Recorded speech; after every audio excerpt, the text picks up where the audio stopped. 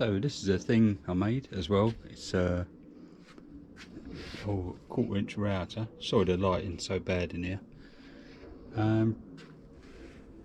Yeah, it's a 1/4 inch router. I bought this table accessory, 15 quid. Solid aluminium with a back fence if you need it. And also a thing for finding, like doing angles, like just got to cut out the rest of this so that this slides in from the end. But this was made out of pallets, obviously not these parts. Yeah, bits of pallet wood, 12mm pallet wood ply.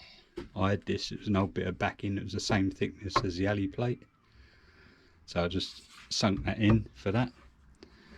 And yeah, 15 quid from eBay. And this little router is doing a treat. It's obviously a Machita one. It's doing great so far. It's done a lot of work. Still, yeah, I'd still say it wouldn't do any good for site work, but it's great for the hobbyist, and obviously a hell of a lot cheaper. So I'm well pleased with that.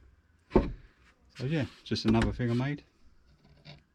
And also I've got some more free pallet tops, really good condition. These are weird, 16mm. I thought they were 18, but they're not. So the 16mm ply.